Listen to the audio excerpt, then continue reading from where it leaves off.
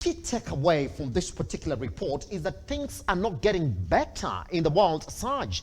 That if you look at it for the past 15 years, the world has not been deteriorating in terms of peace.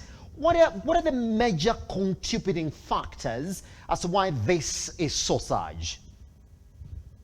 Well, clearly conflict throughout the world. We have seen that 17 countries have a high level of conflict.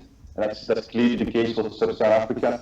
We have also seen that last year close to 250,000 people died in conflict, so battle death, which is the highest level since the genocide in Rwanda in 1994. And if, of course, as you said, if you put that in a larger perspective, well, we can see that the number of conflicts only increased. Yes. Conflicts internationalized a lot, created a lot of battle death, but also a lot of refugees, internally displaced persons. Then next to this, within the societies, we have seen a rise of violent demonstrations and a rise of political instability also. So yeah, as you said, nothing really nice to hear in such a report.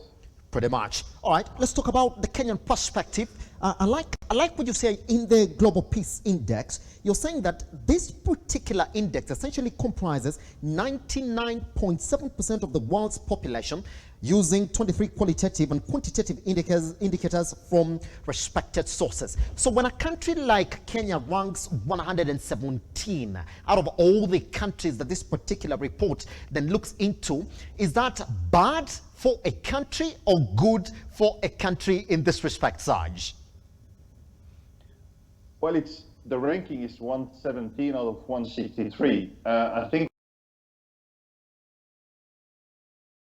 what you need to look at is the complexity of the index. As you said, we use 23 indicators, and that in 3 main domains. So we look at the implication in internal and external conflict. We also look at the levels of safety and security within societies, and we look at the levels of militarization of a country. So you cannot highlight like 1 or 2 things which are putting you in such a position. It's more a systemic development of the levels of peace in a country, yes, which is giving you the rank you have at the moment. Yes, pretty much. When you look at some of the indicators that you are essentially putting here, we're talking about one of them being the external conflicts that a country might actually be fighting at a particular time. When you're looking at the peace situation in that country, we know that for a country like Kenya, Alshabaab has been an issue, and it's going to continue to be an issue. Is that why essentially Kenya has ranked number 117 in this particular index, Serge?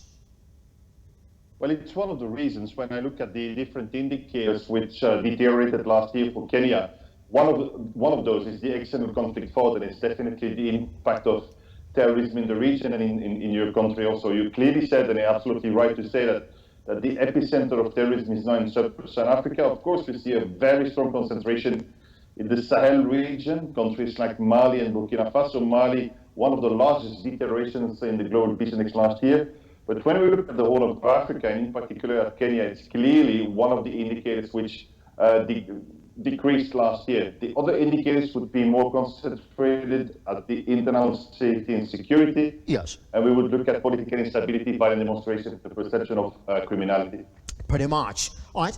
But when you look at that particular index, that militarized